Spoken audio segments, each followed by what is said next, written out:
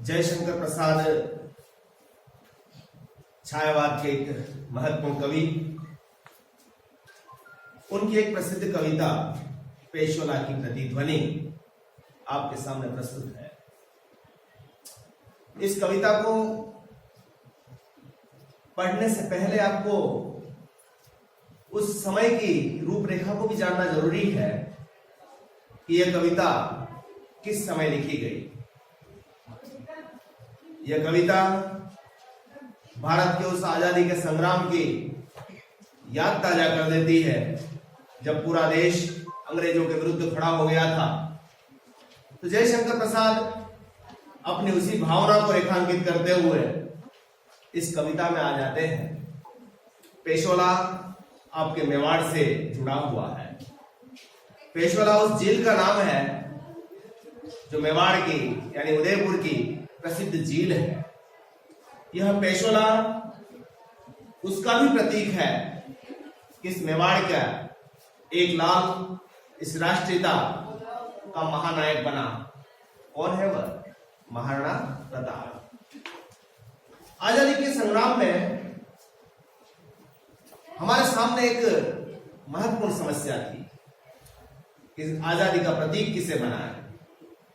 जयशंकर प्रसाद ने नायक के रूप में चुना महाराणा प्रताप को। महाराणा प्रताप वह शख्सियत थी जो महान सम्राट अकबर, जिसने पूरे मुगल साम्राज्य को हिंदुस्तान पर फैला दिया था, लेकिन एक मेवाड़ के छोटे से बिंदु को वह अपने गिरफ्त में नहीं ले सका। महाराणा प्रताप को वह जीते जी नहीं पकड़ सका, उन्हें अधीन नहीं बना सका। वह महाराणा प्रताप उनसे लोहा लेते हल्दी घाटी में, इसी मेवाड़ की भूमि पर वो जन्मे थे और उसी को प्रतीक बनाया इस कविता में। इस कविता में आप ये भी देखेंगे कि कवि की आकांक्षा यह है कि आज महाराणा प्रताप जैसा नायक हमारे देश में पैदा क्यों नहीं हो रहा। उनके सामने वही मुगल साम्राज्य आज ब्रिटिश साम्राज्य है, जिसका सूर्य कभी अस्त नहीं होता। लेकिन क्या जिस तरह से अकबर को चुनौती देने वाला प्रताप था, आज हमारे देश में प्रताप पैदा नहीं हो सकता। ये कवि यहां कहना चाहता है। उनकी पंक्तियां एक एक शब्द में कई संकेत अर्थ निकलेंगे और वहां पर यह निकलेगा कि कवि की भावना कितनी गहरी है, राष्ट्रीयता कितनी गहरी है। कवि यहां संकेत करते हैं कि अरुण करुण बिंब वह निर्धूम भस्मरहित ज्वलन पिंड। अरुण करुण बिंब वह निर्धूम भस्मरहित ज्वलन पिंड। विकल विवर्तनों से विरल प्रवर्तनों में श्रमित नमित सा पश्चिम के व्योम में है आज निर्लंब सा। आहुतियां विश्व की अजस्र से लुटाता रहा, सतत सहस्र करमाला से तेजोज्वल जोरान्यता कदम्ब सा। अरुण करुण बिंब, अरुण यानी उगता हुआ सूर्य अपनी लालिमा लिए हुआ होता है। अरुण किस दिशा से उगता है? पूर्व दिशा से उगता है। यह पूर्व दिशा में उगने वाला सूर्य अपनी तरुणाई लिए हुए होता है। अपने जन्म के साथ एक केसरिया आलोक लेकर के उदय होता है। लेकिन जब वह पश्चिम में जाता है तो ऐसा लगता है कि जैसे वह संध्या काल के बाद एक डूबने वाला है। कवि यह संकेत करता है कि यह अरुण यानी उदय होने वाला सूर्य अपने आलोक से पूरी दुनिया को लुटाने वाला यह देश, पौर्वात्य सभ्यता का यह देश, प्रतिनिधित्व करने वाला यह देश, यानी प्राचीन जो पौर्वात्य सभ्यता है उसका नेता कौन था? भारत था। यह अरुण किसका प्रतीक है? पूर्व के देशों का प्रतिनिधित्व करने वाला आज करुण अवस्था में पहुंच गया है, यानी पश्चिम की ओर चला गया है। पश्चिम किसका प्रतीक है? यहां पर उस ब्रिटिश साम्राज्य का। यह करुणावस्था क्या है कि हम उनके अधीन हैं, हम उनके गुलाम हैं, हम अपने आप को आजाद नहीं पा रहे हैं और संघर्ष करना पड़ रहा है। तो अरुण करुण बिंब वह निर्धूम भस्मरहित ज्वलन पिंड। और ये अरुण कैसा था? जिस निर्धूम था, जो धुएं से रहित था, जलता हुआ एक पिंड था।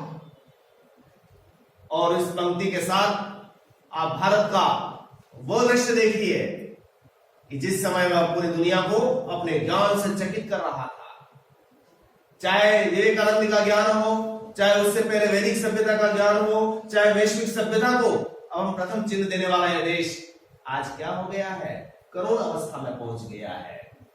वह निर्धूम भस्म रहित ज्वलन पिंड, यानी अरुण जो सूर्य उदय होता है वह भस्म रहित होता है, उसमें कोई राख नहीं होती, एक जलता हुआ अंगारा होता है। बेसा तेज और आलोक लेने वाला यह देश आज क्या हो चुका है, करुण अवस्था में पहुंच चुका है। यहाँ की जो नर जाति है, मनुष्य जाति है, वो ऐसा लगता है कि जैसे हम गुलामी के अंदर ही सब कुछ अपन झेल रहे हैं और उसके वहां से कोई प्रतिकार नहीं आ रहा है। तो कभी यहाँ पर उनको प्रेरित कर रहा है। वह कहता है कि विकल विवर्तनों से विरल प्रवर्तनों में श्रमित नमित सा। विकल है, व्याकुल है, विवर्ता जैसे घूम रहा है, उसका कोई आश्रय नहीं है।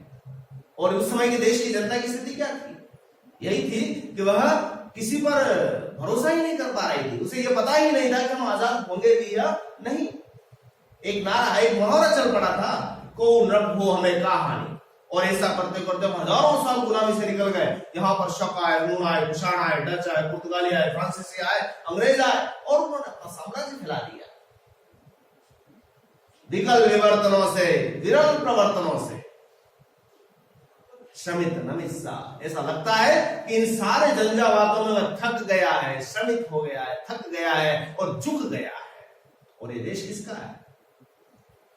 एक अलौकिक सूर्य का देश है, पौर्वात्य सभ्यता का प्रतिनिधित्व करने वाला देश है, पश्चिम को चुनौती देने वाला देश है। अपने आध्यात्मिक सभ्यता के साथ, अपने ज्ञान की सभ्यता के साथ वह दुनिया को दिशा दिखाने वाला देश आज क्या हो गया है? श्रमित हो गया है, नमित हो गया है, झुक गया है। ऐसा लगता है कि उसने इतने झंझावातों को झेलते झेलते वह ऐसा उसे महसूस हो गया है कि मैं अपने विजय को नहीं पा सकता। तो कवि यहां पर प्रेरित कर रहा है। और उसकी स्थिति क्या कि पश्चिम के व्योम में है आज निरलंब सा। पश्चिम के आकाश में चला गया है। यह उदित होता हुआ सूर्य कहां पहुंच गया है? पश्चिम दिशा में पहुंच गया है। पश्चिम दिशा में जाने वाला सूर्य सिर्फ कहां जाने वाला है? डूबने वाला। अंधकार उसके आगे है। पश्चिम यहां प्रतीक है उस पश्चिम सभ्यता का, पाश्चात्य सभ्यता का, जो पौर्वात्य सभ्यता पूरी दुनिया का नेतृत्व कर रही थी। वो कहां झुक गया है? पश्चिम के साथ। और निर्लम, बिना किसी सहारे का, जैसे उसने साष्टांग प्रणाम कर दिया है कि तुम श्रेष्ठ हो। ये कैसे हो सकता है? ये कैसे हो सकता है? कवि कहता है यहां पर कि आहुतियां विश्व की अजस्र से लुटाता रहा, सतत सहस्र करमाला से तेज ओजवल जो वदान्यता कदम बसा। और ये भारत भूमि, ये अरुण भारत भूमि का प्रतीक है। उगते हुए सूर्य का प्रतीक कौन है? भारत भूमि। अब से पहले क्या करता रहा? ये क्या करता रहा? आहुतियां विश्व की अजस्र लुटाता रहा। हजारों आहुतियां इसने विश्व के लिए दी। पूरी दुनिया को जो जैसे जिस तरह से समृद्ध कर सकता था उसने दिया। कभी ज्ञान से दिया, कभी यश से दिया, कभी पौरुष से दिया, और जो कुछ यहां से दिया वसुधैव कुटुंबकम की भावना के साथ हम आगे बढ़ते रहे और पूरी दुनिया को अपना मानवतावाद का संदेश देने वाला यह देश आज क्या हो गया? एक बेसहारा हो गया है। सतत सहस्र करमाला से, अपने हाथों के हजारों मालाओं से लोगों को क्या करता रहा? देता रहा, देता रहा। कभी उसने अपना पराये का भेद नहीं किया। इसीलिए एक बात कहते ना, सारे जहां से अच्छा हिंदुस्तान हमारा, हम बुलबुले हैं इसकी लिए गुलसिता हमारा। इस पूरी दुनिया को देने वाला कौन था? यही देश था। तेज ओज बल जो वदान्यता कदम सा। जिस तरह से उदारता के प्रतीक, वदान्यता अर्थ मतलब कदम जो उदारता का प्रतीक है, भारत हमेशा उदार रहा। इसलिए यहां पर कोई भी आया उसको यहां पर अरुण मधुमय देश हमारा, ही जयशंकर प्रसाद कहते चंद्र, जहां अनजान क्षितिज को मिलता है एक सहारा। यानी भारत भूमि पर जो भी कोई निराश्रित था, बेसहारा था, सताया हुआ था, इस भारत भूमि पर जो आया उसे सहारा मिला। हमने उसे पूरी उदारता पूर्वक दिया। लेकिन आज वही भारत दूसरों पर आश्रित हो गया है। तो वह अरुण करुण बिंब श्रमित नमित सा, पश्चिम के व्योम में है आर्य लमसा, आहुतियां विश्व की लुटाता रहा सतत सहस्र करमाला से, तेज ओज बल जो वदान्यता कदम सा। लेकिन कभी खड़ा हुआ है उस पिछोला झील के किनारे और वहां की लहरों को देख रहा है और एक कल्पना कर रहा है कि कभी इसी मेवाड़ की जमीन पर एक ऐसा इंसान हुआ था जिसने मुगल साम्राज्य से लोहा लिया था। मुट्ठी भर सैनिक थे उसके पास, लेकिन उसने उस मुगल साम्राज्य की अधीनता स्वीकार नहीं की, जबकि पूरा भारत उसका गुलाम बन गया था। जंगलों में भटकना मंजूर हो गया, घास की रोटी खाना मंजूर हो गया, दर दर के ठोकरे खाना मंजूर हो गया, लेकिन वहां इसी मेवाड़ के लाल ने उस भारत का एक चेतना का स्रोत जगाए रखा, उस जीवन के स्रोत को, कि यहाँ की मिट्टी कभी अधीनता को स्वीकार नहीं करती। उस पेशोला के उर्मियों में वह महसूस कर रहा है, उन लहरों में। पिछोला झील के किनारे कभी खड़ा हुआ है और वह सोच रहा है कि पेशोला की उर्मियां है शांत घनी छाया में, तट तरु है चित्रित तरल चित्र सारी में, झोंपड़े खड़े हैं बने शिल्प से विशाल के, दग्ध अवसाद से दूसर जलद खंड भटक पड़े हो जैसे विजन अनंत में, कालिमा बिखरती है संध्या के कलंक सी, धुंधुवी मृदंग तुर शांत स्तब्ध मौन है। प्रतीक वही है, जगह वही है, मेवाड़ वही है, लेकिन आज प्रताप नहीं है। तो क्या हो रहा है? पेशोला की उर्मियां, पिछोला झील में लहरने वाली लहरें जो कभी दुग्ध फुदकार करते थे अपनी ओजस्विता से, आज वो क्या हो गई है? शांत पड़ी हुई है, उसमें कोई हलचल नहीं है। ये पेशोला की उर्मियां किसकी प्रतीक है? इस मेवाड़ की जनता की, इस देश की जनता की, जो क्या हो चुकी? शांत हो गई है। उसके रक्त में उबाल नहीं है, वह विचार भी नहीं कर रही कि हम दूसरों के अधीन है। उसके मन में थोड़ा सा वेग भी नहीं है, न अपने पुरखों का वेग है, न अपने पीढ़े वाले, अपने आने वाली पीढ़ियों के लिए कुछ उसका मोह है, और न उसका अतीत का उसको गौरव है। पेशोला की उर्मियां है शांत घनी छाया में, चारों तरफ घनी छाया, पेड़ जो खड़े हुए हैं, पश्चिम की सूर्य की किरणें आ रही है, तो उनकी छाया भी किस पर आ गई है? किस पर आ गई है? उस झील की लहरों पर आ गई। आप समझ सकते हैं पश्चिम की छाया क्या है? यानी इस पूरी भारत की जनता उस पश्चिमी प्रभाव से डूब चुकी, उसकी छाया में डूब चुकी है, उसे अपने अतीत का कुछ भी गौरव भान नहीं रहा। और ये तो आज भी कहा जा सकता है, आज भी कहा जा सकता है कि हम पश्चिम से इतने प्रभावित हो गए कि हमें अपना अतीत कुछ भी पता नहीं। कवि यहाँ संकेत कर रहा है कि पश्चिम पेशोला की उर्मियां है शांत घनी छाया में, और तट तरु है चित्रित तरल चित्र सारी में, और तट के जो वृक्ष हैं वो ऐसा लग रहा है कि जैसे किसी चित्रशाला के कोई चित्र खड़े हुए हो। तट के जो पेड़ पौधे हैं, किनारे के जो पेड़ पौधे हैं, किसी चित्रशाला में टंगे हुए चित्र, यानी यहाँ के जो देश के जो नायक है, जो सूरमा है, वो चित्रशाला में खड़े हुए चित्रों की भांति खड़े हुए हैं, उनमें कोई हलचल नहीं है। कवि यहां पर उन्हें प्रेरणा का संदेश दे रहा है। और क्या? झोंपड़े खड़े हैं बने शिल्प से विशाल, और पास में ही शिल्प ग्राम है। ध्यान है आपको, पिछोला के पास में क्या है? शिल्प ग्राम। झोंपड़े खड़े हैं, किससे बने हुए हैं? शिल्प से बने हुए हैं, लेकिन वो विषाद के प्रतीक है, कष्ट के प्रतीक है। यहां की जनता किस तरह से कष्ट भोग रही है, इसके प्रतीक हैं। झोंपड़े खड़े हैं बने शिल्प के विषाद से, दग्ध अवसाद से। ऐसा लगता है कि जैसे अवसादों से वो जल गए हो, दग्ध हो गए हो। आप उस दृश्य को समझ पा रहे हैं? भारत आजाद नहीं है, अंग्रेजों के अधीन है। कवि अपना संदेश दे रहा है। प्रतीक किसको बना रहा है? पिछोला को बना रहा है। पिछोला को इसलिए बना रहा है क्योंकि इसी मेवाड़ की धरती पर यह है, और इसी मेवाड़ की धरती पर कौन जन्मा? महाराणा प्रताप जन्मा, जिसने पूरी दुनिया को स्वतंत्रता क्या होती है उसका संदेश दिया। पूरे भारत लोगों को, भारत के लोगों को ये बताया कि हम अधीनता स्वीकार नहीं कर सकते। जननी जन्मभूमिश्च स्वर्गादपि गरीयसी, जन्मई और जन्मभूमि स्वर्ग से भी महान होती है, ये संदेश देने वाला कौन था? प्रताप। तो दग्ध अवसाद से दूसरा जलद खंड भटक पड़े हो जैसे विजन अनंत में। और आसमान में यदि बादल दिख रहे हैं टुकड़े टुकड़े टुकड़े टुकड़े में, तो ऐसा लगता है कि धूल भरे बादल, धूल रंग के, धूलिया रंग के, है ना, सफेद बादल छिटके हुए हैं, झटक पड़े हैं जैसे विजन अनंत में, आसमान में इधर उधर भटक रहे हैं। ये क्या प्रतीक है? बादल किसके प्रतीक है? बादल यूं तो उमड़ते घुमड़ते आने चाहिए, लेकिन वो दूसरा बादल क्या है? जिसमें पानी नहीं है, जिनसे कोई उम्मीद नहीं है। वैसे हमारे जनमानस की स्थिति है। तो दूसरा जलद खंड झटक पड़े हैं कहां? विजन अनंत में, फैले हुए आकाश में। और कालिमा बिखरती है संध्या के कलंक से। सूर्य डूब रहा है और कालिमा बिखरती आ रही है, यानी रात्रि की वेला आ रही है। और ये कौन है? ये संध्या के कलंक थी।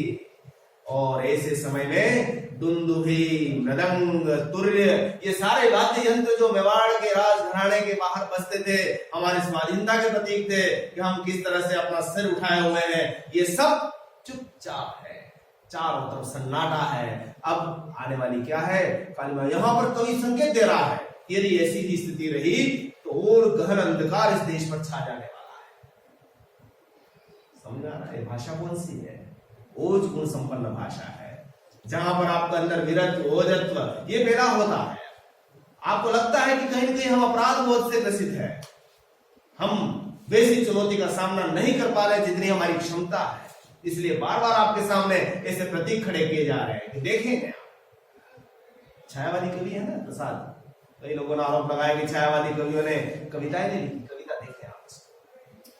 तो कालिमा बिखरती है संध्या के कलंक सी, धुंधुभी मृदंग दूर शांत, स्तब्ध और मौन है, फिर भी पुकार सी है गूंज रही व्योम में।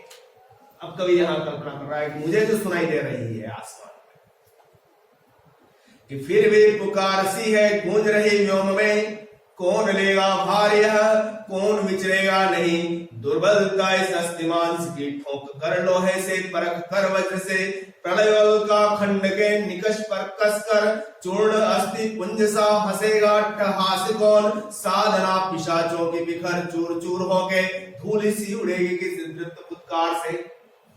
कवि को सुनाई दे रही है एक आवाज, आसमान में वो लुप्त आवाज सुनाई दे रही है। और वो आवाज किसकी हो सकती है आपको अच्छी तरह से यहाँ पर पता लग रहा है।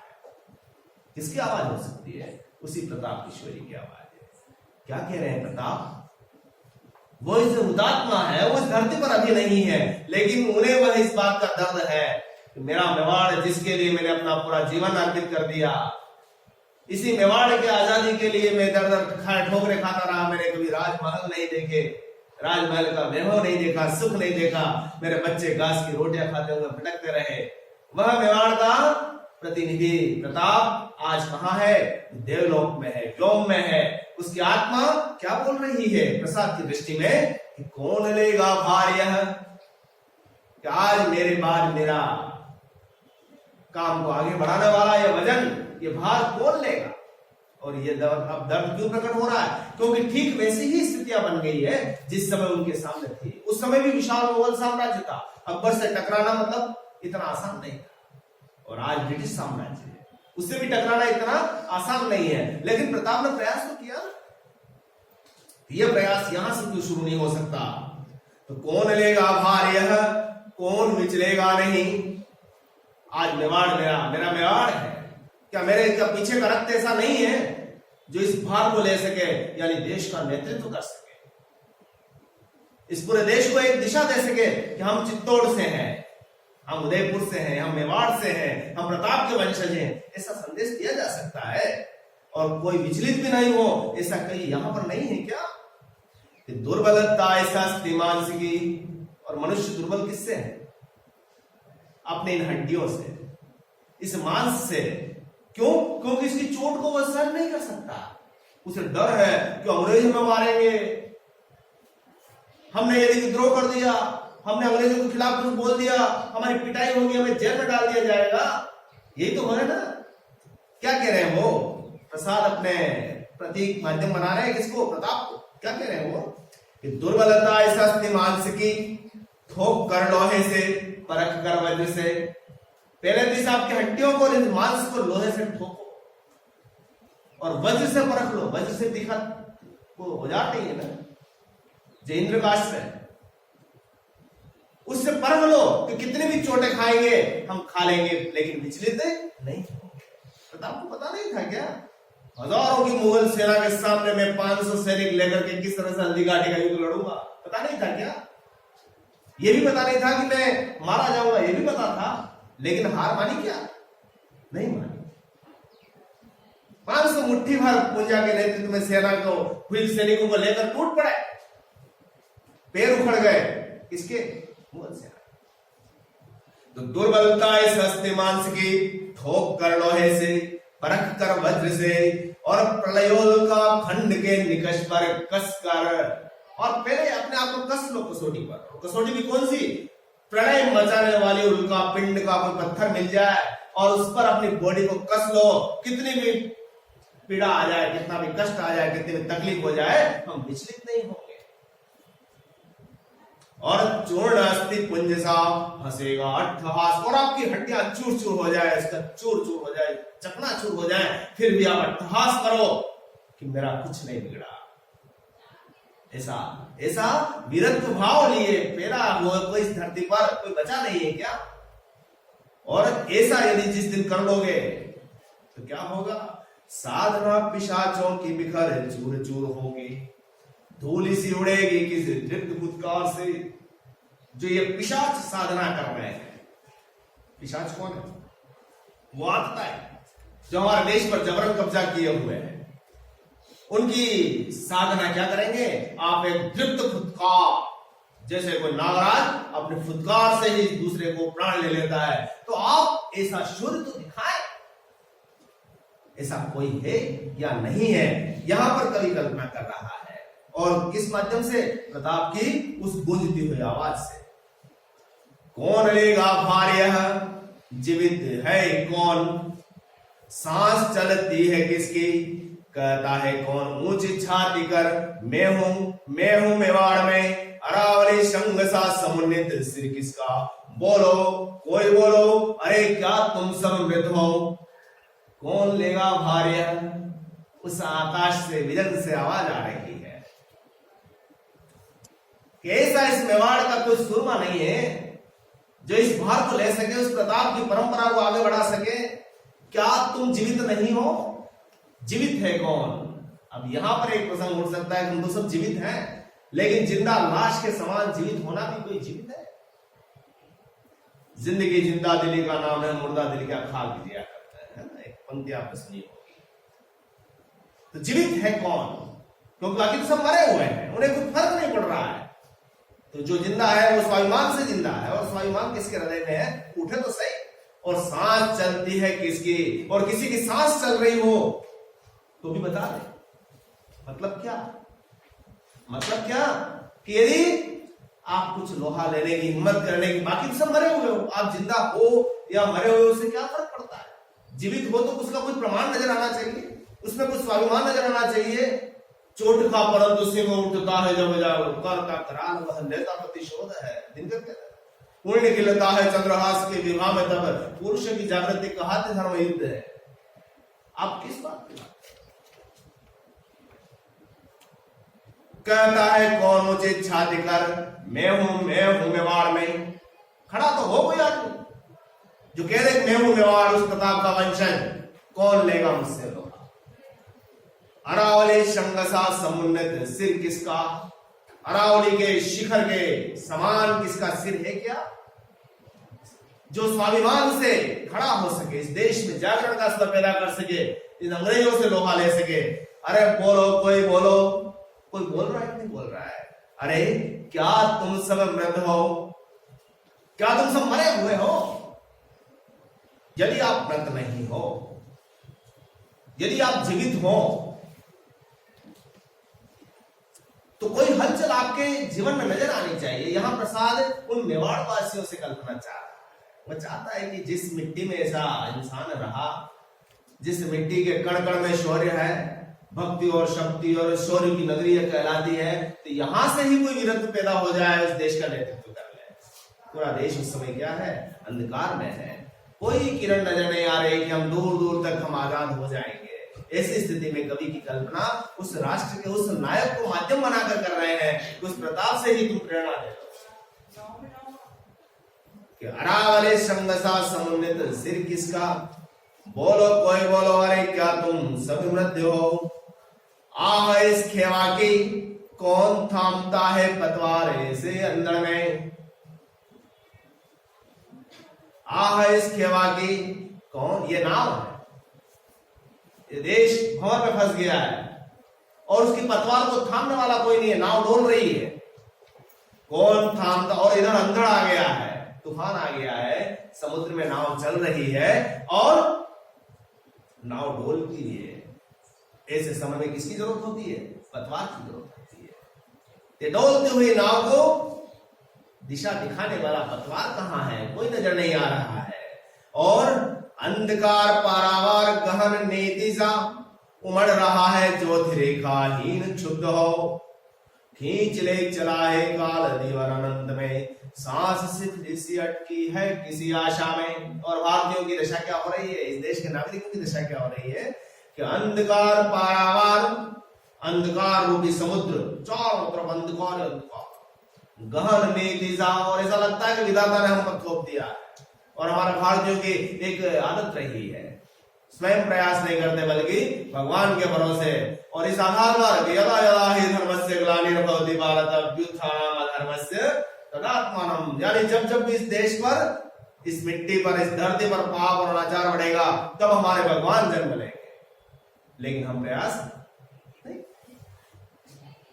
कभी यहां कह रहा ऐसा नहीं। अंधकार पारावार गहन नेतिसा, हमारे भाग्य में ऐसा ही आ गया है कि अब केवल और केवल क्या बना है? अंधकार उमड़ रहा है, ज्योतिरेखाहीन क्षुब्ध हो, कहीं प्रकाश की एक किरण नहीं है, क्षुब्ध होकर के यह उमड़ रहा है। अब आने वाला समय, यानी नाव डोल रही है, अंधड़ आया हुआ है, अंधकार छा गया है और समुद्र में भटकना है, और आपका भाग्य आप उसमें बैठे हुए हो, ये भारतवासी है।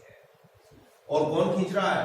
खींच ले चला है काल धीवर अनंत में, और समय रूपी नाविक उसको खींच रहा है, चला जा रहा है अंधकार में।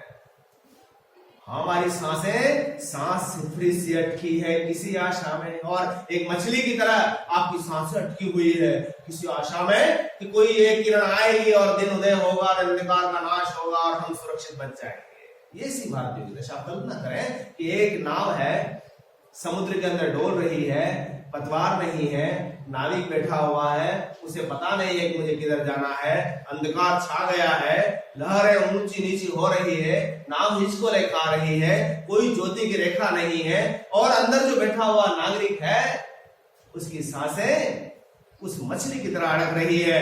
कब बाहर, मछली क्या है, जैसे पानी से बाहर निकलेगी, और मछली जल की रानी है, पढ़ा, जीवन उसका पानी है, हाथ निकालो बाहर निकालो। ये भारतीयों की जनता, यानी उस समय की देश के लोगों की जीवन कैसा है? कोई भी हाथ लगाएगा और मर जाए। वैसी स्थिति से निकालने वाला कोई पतवार नहीं है, और सांस से प्रेसियट की है किसी आशा में। और कभी आशा लेकर कहां खड़ा हुआ है?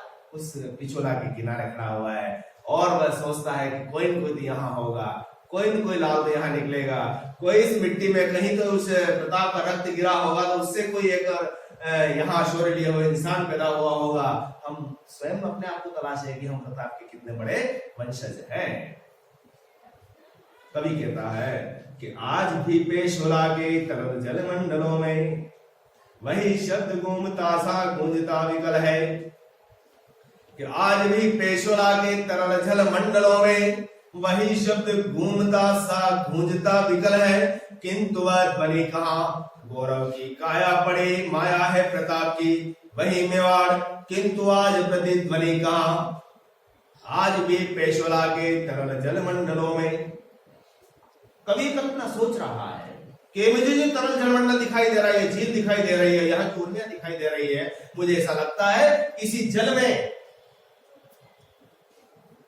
कौन व्याकुल अवस्था में है?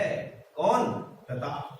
वह शब्द गूंज रहा है, कौन लेगा भारी है, कौन लेगा भारी है, यह शब्द गूंज रहा है कहां पर, इन्हीं पेशवा की धाराओं में। लेकिन वह आवाज कहां है, आवाज कैसे, उस आवाज को वापस प्रत्युत्तर दे, वैसी आवाज यहां से उठ के नहीं आ रही है। लोगों ने यह सोच लिया है कि जो हो रहा है सब ठीक हो रहा है, अब हम प्रताप तो नहीं बन पाएंगे, हम आजाद नहीं हो पाएंगे, जैसा राजा है वैसे हम प्रजा बन जाएं, कम से कम अपना जीवन तो रह जाएगा। इसी आधार से हमने गुलामी का वो दौर झेल रहे हैं। कवि की यहाँ पर आशा है कि कम से कम ऐसे नायक जब यहाँ धरती से हुए हैं तो यहीं से ही देश में क्रांति का स्वर जगे। तो आज भी पेशोला के तरल जल मंडलों में वही शब्द घूमता सा गूंजता विकल है, किंतु वह ध्वनि कहाँ, गौरव की काया पड़ी माया है प्रताप की, वही मेवाड़ गौरव की काया है। जब भी हम चित्तौड़ का नाम लेते हैं, जब भी मेवाड़ का नाम लेते हैं तो हमारा गर्व से सिरा फूल जाता है। तो हमारी वह धरती है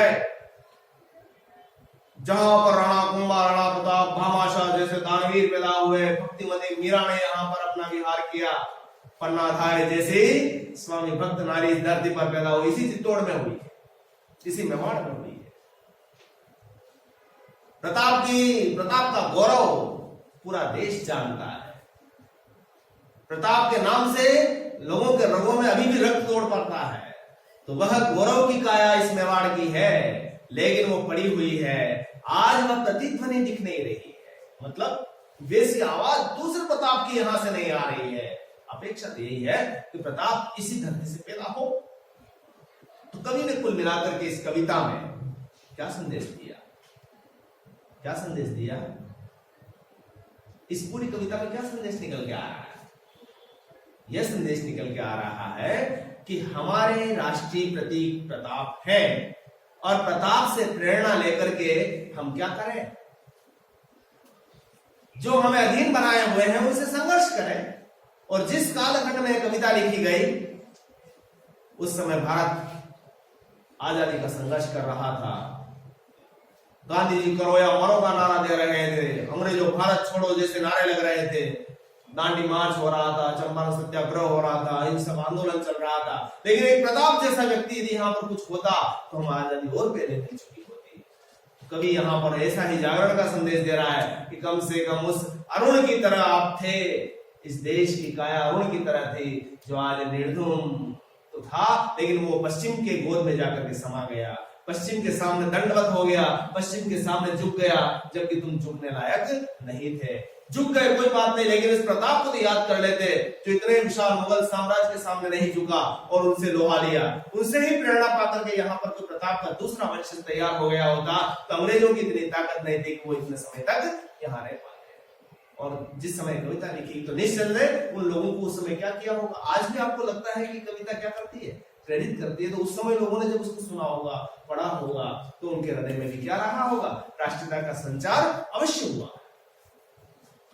इस पूरी कविता की भाषा देखो आप, ओज गुण संपन्न भाषा है। रस कौन सा है इसमें, रस कौन सा है, वीर रस। और कविता कौन सी, अतुकांत कविता है, ये कोई छंद की कविता नहीं, छंदबद्ध नहीं है। लेकिन इसके अंदर देखो आप आंतरिक लय, आंतरिक लय है कि नहीं है, आंतरिक लय देखिए आपने, बताओ एक पंक्ति, दुंदुभे मृदंग तुर शांत स्तब्ध मौन है, फिर भी पुकार सिए रही गुंज व्योम में। अब में आ गया। दूसरा एक और देखो कि पश्चिम के व्योम में है आज निर्लंब सा, आहुतियां विश्व की अजस्र लुटाता रहा, सतत सहस्र करमाला से तेज ओज। अब ये तेज ओज ये क्या दो शब्द ऐसे बने हैं जिससे क्या उसके अंदर अनुप्रासांत आ रहा है, दोनों वर्णों के बीच में जज आ रहा है, उससे एक लय पैदा हो गई। फिर देखो आगे कि आज भी पेशोला के तरल जलमंडलों में वही शब्द घूमता सा गूंजता विकल है, गूंजता विकल है। तो इसके अंदर वापस लय आ गई। यानी पूरे अंदर कविता के अंदर वैसी ओज गुण संपन्न भाषा लिए हुए ये है और वीर रस की चेतना पैदा करने वाली जिन शब्दों का इन्होंने चयन किया वो संस्कृत निष्ठ है, जैसे विवर्तन, प्रवर्तन, श्रमित, नमित, अजस्र, आहुतिया। ये शब्द क्या है, ये शब्द क्यों लिए गए, जिससे इसके अंदर वीर रस का संचार हो सके। लोगों के सामने जब ये कविता जाए तो उसके अंदर वैसी की वैसी भावना आ सके जैसा इस कविता के अंदर निहितार्थ